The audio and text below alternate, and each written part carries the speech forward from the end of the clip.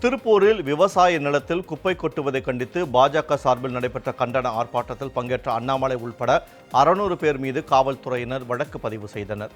சின்னக்காளைப்பாளையத்தில் மாநகர குப்பைகளை கொட்டுவதை கண்டித்து பாஜக சார்பில் திருப்பூர் குமரன் சிலை அருகில் கண்டன ஆர்ப்பாட்டம் நடைபெற்றது. ஆர்ப்பாட்டத்தில் பங்கேற்ற 600க்கும் மேற்பட்டவர்கள் கைதான நிலையில் அனுமதியின்றி கூடுதல், பொதுமக்களுக்கு இடையூறு ஏற்படுத்துதல் உள்ளிட்ட பல்வேறு பிரிவுகளில் வழக்கு பதிவு செய்துள்ளதோடு பாஜகவின் பிரச்சார வாகனத்தையும் காவல்துறையினர் பறிமுதல் செய்தனர்.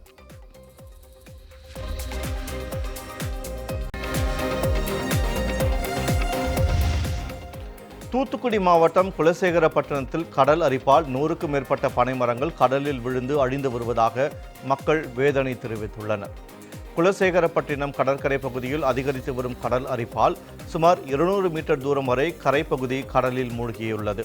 இதனால் சாலை முழுவதுமாக மணல் திட்டுகளாகி மக்கள் பயன்படுத்த முடியாத நிலைக்கு தள்ளப்பட்டுள்ளதுடன் அதிகரித்து வரும் கடல் அரிப்பால் மக்கள் அச்சமடைந்துள்ளனர். எனவே தமிழ்நாடு அரசு உரிய நடவடிக்கை எடுத்து பனைமரங்களை பாதுகாத்து கடல் அரிப்பை தடுத்திட உரிய நடவடிக்கை எடுக்க அந்த பகுதி மக்கள் கோரிக்கை விடுத்துள்ளனர்.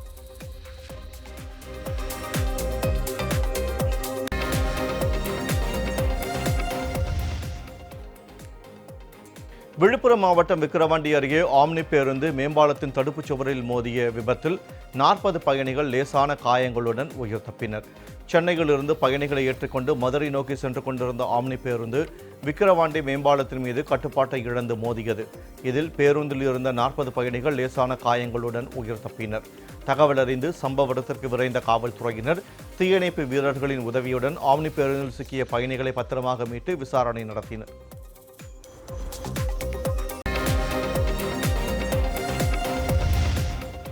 நாமக்கல் மாவட்டம் பள்ளிப்பாளையம் அருகே போலி செயலி மூலம் பலரிடம் பண மோசடியில் ஈடுபட்ட நபர் கைது செய்யப்பட்டார்.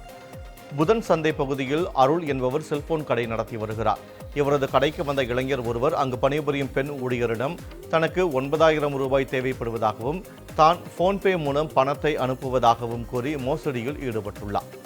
இதையடுத்து அருள் மற்றும் சக செல்போன் கடை உரிமையாளர் சம்பந்தப்பட்ட நபரை பிடித்து காவல்துறையிடம் ஒப்படைத்தனர்.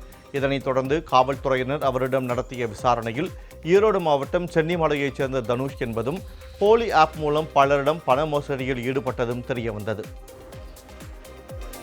வேலை செய்கிற அந்த பெண்ணுக்கு வந்து பணம் வேணும் எமர்ஜென்சின்னு சொல்லி கேட்டிருக்கப்ப அவங்களும் சரி ஓகே எமர்ஜென்சிக்கு நாங்கள் மாலை போட்டிருக்கனால ஒரு இந்த மாதிரி பணம் அனுப்பிச்சிட்டு காமிச்சிருக்காப்புல சரி டிக்கானங்காட்டி அவங்க என்ன பண்ணிட்டாங்க, சரி பணம் வந்துருச்சாட்டிருக்கு அப்படின்னு சொல்லிட்டு அந்த பணத்தை வந்து ஹேண்டல் பண்ணியிருக்காங்க, கொடுத்துருக்காங்க. 9,000 ரூபாய் பணம் வந்து அந்த நபர்கிட்ட கொடுத்துட்டாங்க.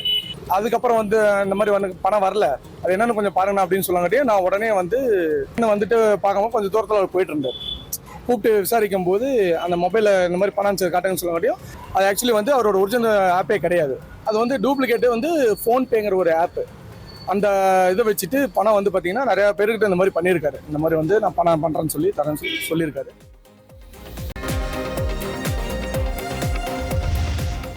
திண்டுக்கல் மாவட்டம் கொடைக்கானலில் ஸ்வெட்டர் கடையில் திடீரென தீ விபத்து ஏற்பட்டதால் ஸ்வெட்டர்கள் மற்றும் விளையாட்டுப் பொருட்கள் எரிந்து சேதமாகின. கொடைக்கானல் கலையரங்கம் பகுதியில் 200க்கும் மேற்பட்ட சிறு வியாபாரிகள் கடைகள் உள்ளன.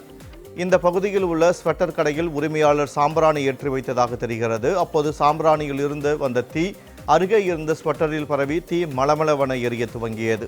தகவல் அறிந்து சம்பவ இடத்திற்கு சென்ற தீயணைப்புத் துறையினர் தண்ணீரை பீச்சி அடித்து தீயை கட்டுக்குள் கொண்டு வந்தனர். இந்த தீ விபத்தால் கடையில் இருந்த ஸ்வெட்டர்கள் மற்றும் விளையாட்டுப் பொருட்கள் எரிந்து சேதமாகின.